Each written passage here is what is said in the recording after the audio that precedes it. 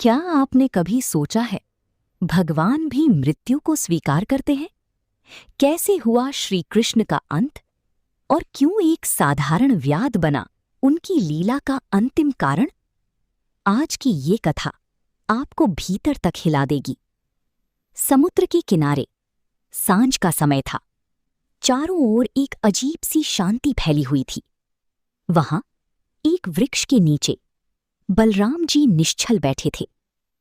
ना शरीर में कोई हलचल, ना कोई सांसों का आभास, जैसे समय स्वयं रुक गया हो। थोड़ी दूरी पर श्री कृष्ण शांत भाव से उन्हें देख रहे थे। वे जानते थे ये कोई साधारण मौन नहीं है, इसलिए उन्होंने उनकी समाधि भंग नहीं की, बस पास बैठकर प्रतीक्षा करने लगे। तभी कुछ ऐसा हुआ जिसे देखकर स्वयं कृष्ण भी मौन हो गए। बलराम जी के पीछे से एक विशाल, चमकदार श्वेत नाग प्रकट हुआ। धीरे धीरे वो नाग आगे बढ़ा और समुद्र की ओर जाने लगा। समुद्र तट पर वासुकी, करकोटक और अनेक नाग पहले से उपस्थित थे और स्वयं वरुण देव उसका स्वागत करने के लिए खड़े थे। कृष्ण समझ गए ये कोई साधारण दृश्य नहीं, ये उनके बड़े भाई का दिव्य स्वरूप था। शेषनाग अपनी धाम लौट रहे थे और जैसे ही वो नाग विलीन हुआ, बलराम जी का शरीर धीरे से भूमि पर गिर पड़ा। उस क्षण श्री कृष्ण के भीतर एक अजीब सी शांति और विरक्ति उमड़ आई। वे थोड़ी दूर गए और भूमि पर लेट गए। अब उनके मन में एक एक करके जीवन की सारी स्मृतियां उभरने लगीं।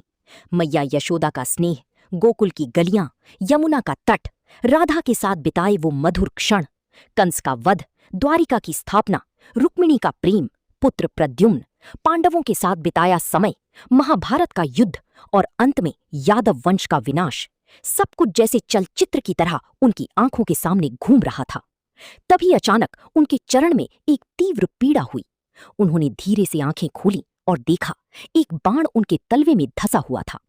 तभी एक व्याध घबराया हुआ दौड़ता हुआ आया और उनके चरणों में गिर पड़ा। हे प्रभु, मुझसे बहुत बड़ा अपराध हो गया। मैं आपको मृग समझकर बाण चला दिया। श्री कृष्ण मुस्कुराए और बोले, क्यों व्याकुल होते हो मित्र, इसमें तुम्हारा क्या दोष? व्याध कांपते हुए बोला, मेरा नाम जरा है।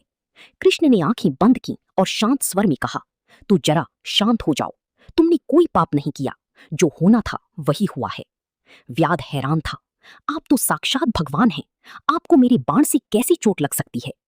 कृष्ण बोले, जब ईश्वर मनुष्य रूप में आता है तो उसे मनुष्य के नियमों का पालन करना पड़ता है। फिर वे बोली, और ये बाण मेरी लीला की अंत का साधन है। कुछ क्षण रुककर उन्होंने कहा, पूर्व जन्म में तुम वानर राज बाली थी और मैंने राम के रूप में तुम्हें छिपकर बाण मारा था।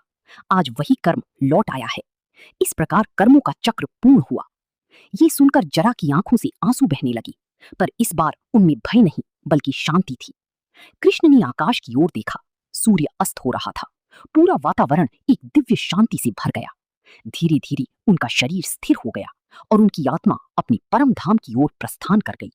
इस प्रकार श्री कृष्ण की पृथ्वी पर लीला समाप्त हुई, परंतु उनकी कथा, उनका संदेश और उनका धर्म आज भी जीवित है और सदैव रहेगा। अगर आपको ये कथा छू गई हो तो वीडियो को लाइक करें और ऐसी ही दिव्य कथाओं के लिए चैनल को सब्सक्राइब करें। जय श्री कृष्ण।